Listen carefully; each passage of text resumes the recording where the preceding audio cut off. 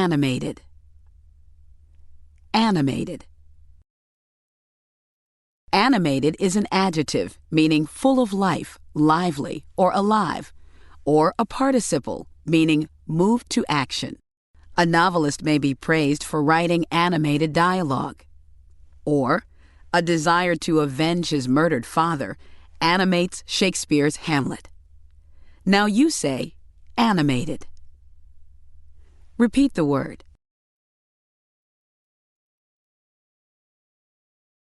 Brood. Brood. Brood functions as two parts of speech. It can be used as a noun, meaning a family of young animals, or any group having the same nature and origin.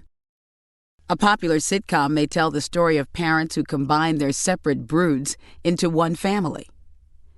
Brood can also be used as a verb that means to think over in a worried, unhappy way. You should try to learn from your mistakes rather than brood over them. Well, it's your turn. Say brood. Once again.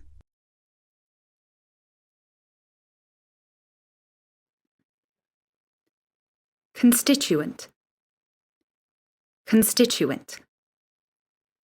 Constituent is a noun meaning an essential part. Here are a few ways in which constituent can be used. Vinegar is frequently a constituent of salad dressing.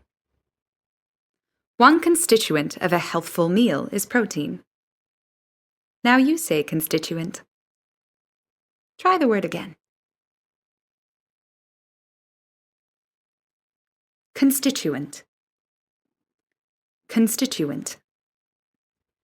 Constituent is a noun meaning a voter who elects a representative. Here are a few ways in which constituent can be used. Because I am Senator Douglas's constituent, I sent her an email to encourage her to vote in favor of the new law. Every constituent in the candidate's district was invited to his fundraiser. Now you say constituent. Try the word again. Culminate. Culminate. Culminate is a verb, meaning to reach a high point of development, or to end or climax. Ambitious young athletes hope their years of training will culminate in a trip to the Olympics. And a city's 4th of July celebration may culminate in a spectacular display of fireworks. Now let's hear you say, culminate. And again.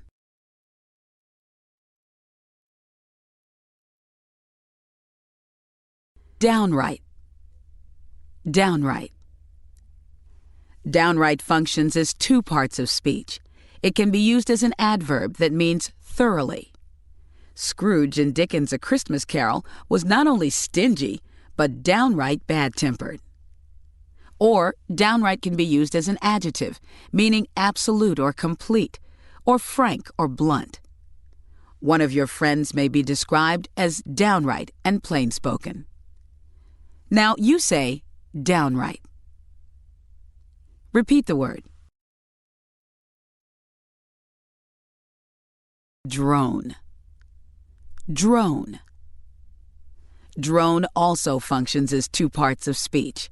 It can be used as a noun, meaning a loafer, a buzzing or humming sound, a remote control device, or a male bee. The drone of machinery may block out other noises. Drone can also be used as a verb that means to make a buzzing sound or to speak in a dull tone of voice. A candidate who wants to capture the imagination of the voters cannot drone on with the same old tired ideas. Your turn. Say drone. Once more. Goad. Goad. Goad is another word that functions as two parts of speech. It can be used as a verb that means to drive or urge on. A preacher may try to goad sinners to repent. Or goad can be used as a noun, meaning something used to drive or urge on. Cowboys use their spurs as a goad to their horses. Now you say goad. Repeat the word.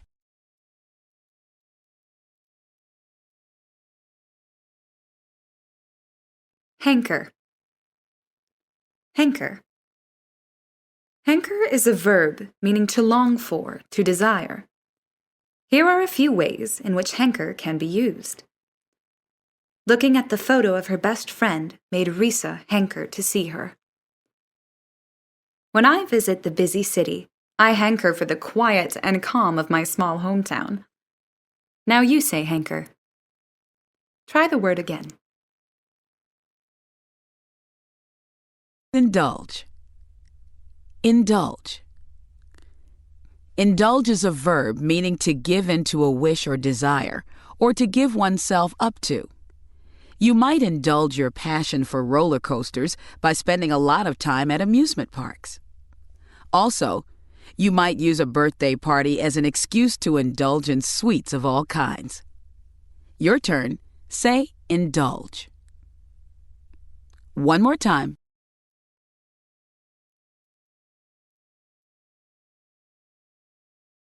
Literate. Literate. Literate is an adjective meaning able to read and write, or having knowledge or training. Graduates who are computer literate can expect to find excellent jobs in today's world. And a person may be literate without being well-read. Now let's hear you say literate. And again.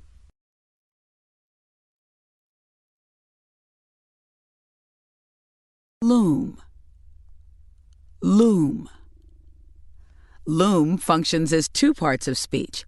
It can be used as a verb, meaning to come into view or to appear in exaggerated form. A sense of alienation looms large in the works of many modern writers. Or, loom can be used as a noun that means a machine for weaving. Navajo rugs are traditionally woven on hand looms. Now it's your turn. Say loom. One more time.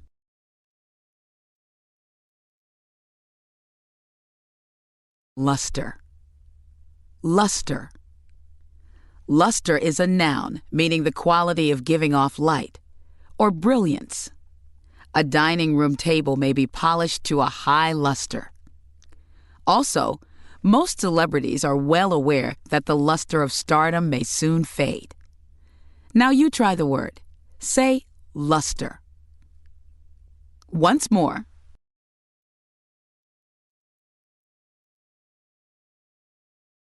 Miscellaneous. Miscellaneous. Miscellaneous is an adjective meaning mixed or of different kinds. Some people record miscellaneous thoughts and feelings in a journal. And the guest at a party may be a truly miscellaneous assortment of the famous and the not-so-famous. Now you say miscellaneous. Repeat the word.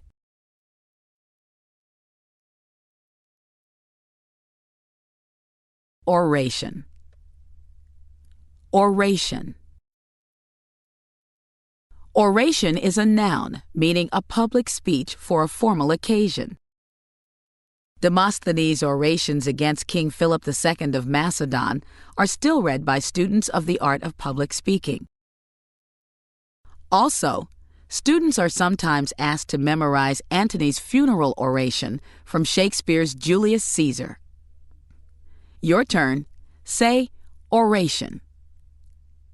One more time. Peevish. Peevish. Peevish is an adjective meaning irritable or contrary. Some children may become peevish when they are overly tired.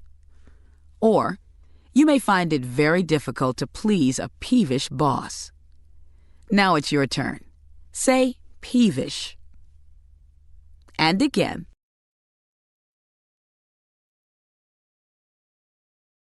Seethe. Seethe. Seethe is a verb meaning to boil or foam, or to be excited or disturbed. Smoke and burning lava may seethe from an active volcano for months. And someone you know may rush into the room seething with anger. Now you say, seethe. Try the word again.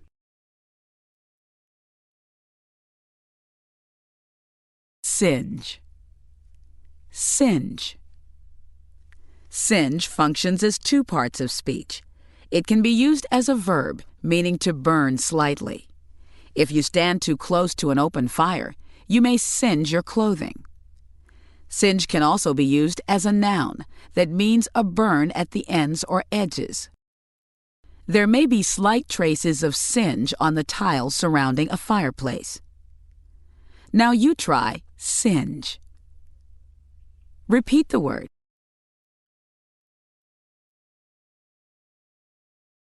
Unique. Unique. Unique is an adjective that means one of a kind or unusual. Individual tigers can be identified by the unique patterns of stripes and spots on their coats. And the recent expedition to Mars offered scientists a unique opportunity to study the famous red planet. Your turn. Say unique. And again. Upright. Upright. Upright functions as two parts of speech. It can be used as an adjective, meaning vertical, or honest. A person may be greatly admired for having an upright character. Or, upright can be used as an adverb that means in a vertical position. The Leaning Tower of Pisa has not stood upright for centuries. Now it's your turn. Say upright. Once more.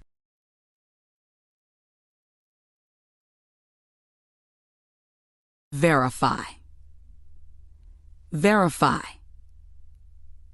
Verify is a verb meaning to establish the truth or accuracy of, or to confirm. Most prosecutors try to verify the reliability of the witnesses they plan to present in court. Also, sales clerks usually verify a credit customer's signature before ringing up a sale. Now you say verify. And again.